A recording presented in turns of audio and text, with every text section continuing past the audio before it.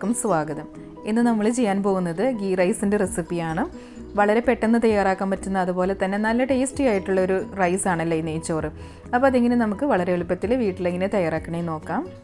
ആദ്യം വേണ്ടത് നമുക്ക് റൈസാണ്. കൈമ റൈസ് അതല്ലെങ്കിൽ ജീരകശാല എന്ന് പറയും.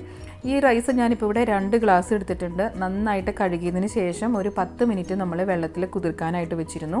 എന്നിട്ട് നമ്മൾ ഇതിൻ്റെ വെള്ളമെല്ലാം വാലാൻ വേണ്ടി വെച്ചതാണ്. ഇതുപോലത്തെ ഒരു ഗ്ലാസ്സിൽ 2 ഗ്ലാസ് അരിയാണ് കേട്ടോ ഞാൻ എടുത്തത്.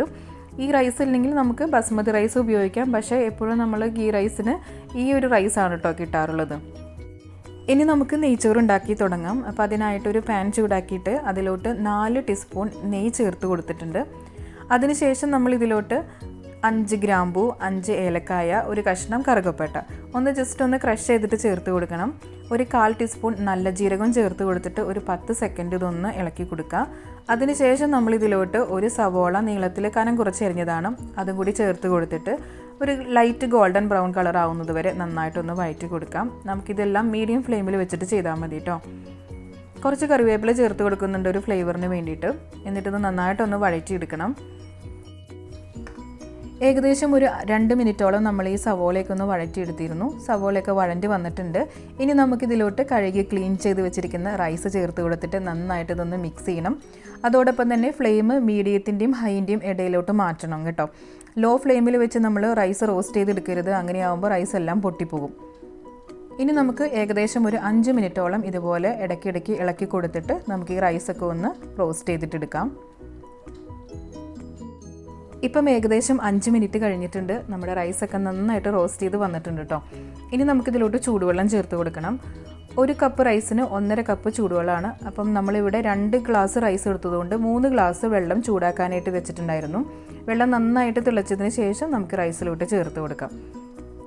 വെള്ളം ചേർത്ത് കൊടുത്തതിന് ശേഷം ഒരു 2 മിനിറ്റ് ഹൈ ഫ്ലെയിമിൽ വെച്ചിട്ട് നന്നായിട്ട് തിളപ്പിക്കണം. 1 ടീസ്പൂണ് ലെമൺ ജ്യൂസും പിന്നെ ആവശ്യത്തിനുള്ള ഉപ്പും ചേർത്ത് കൊടുക്കാം. ഉപ്പ് കുറച്ചൊന്ന് മുന്നിട്ട് നിൽക്കണം കേട്ടോ, എന്നാലാണ് റൈസ് കുക്ക് ചെയ്ത് വരുമ്പോൾ കറക്റ്റായിട്ട് വരുള്ളൂ. ഇനി നമ്മളിത് അടച്ച് വെച്ചിട്ട് ഏറ്റവും ലോ ഫ്ലെയിമിൽ വെച്ചിട്ട് നമുക്കിതൊന്ന് കുക്ക് ചെയ്തെടുക്കാം. ഇപ്പം ഏകദേശം ഒരു 8 മിനിറ്റ് കഴിഞ്ഞിട്ടുണ്ട്. ഒരു 90% നമ്മുടെ റൈസ് എല്ലാം വെന്ത് വന്നിട്ടുണ്ട് കേട്ടോ. ഇനി ഇതുപോലെ ഒന്ന് പതുക്കെ ഒന്ന് ഇളക്കി കൊടുക്കുക. അതിനുശേഷം ഒരു സ്പാച്ചുല വെച്ചിട്ട് ഇതുപോലെ ഒന്ന് പ്രസ് ചെയ്തിട്ട് ഫ്രൈ ചെയ്ത് വെച്ചിരിക്കുന്ന സവോളയും അണ്ടിപ്പരിപ്പും മുന്തിരിയും ഒന്ന് ചേർത്ത് കൊടുക്കണം.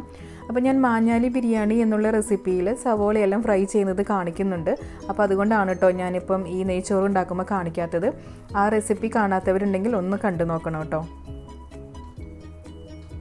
1 ടീസ്പൂണ് നെയ്യും കൂടി ചേർത്ത് കൊടുത്തിട്ട് വീണ്ടും നമ്മൾ അടച്ച് വെച്ചിട്ട് ഒരു 2 മിനിറ്റും കൂടി ലോ ഫ്ലെയിമിൽ തന്നെ നമ്മളൊന്ന് കുക്ക് ചെയ്തെടുക്കണം. 2 മിനിറ്റ് കഴിയുമ്പോൾ ഫ്ലെയിം ഓഫ് ചെയ്ത് വെക്കുക. അന്നേരം നമ്മൾ ഓപ്പൺ ചെയ്ത് നോക്കരുത്. ഒരു 10 മിനിറ്റിന് ശേഷം മാത്രമേ നമ്മൾ തുറന്ന് നോക്കാൻ പാടുള്ളൂ കേട്ടോ.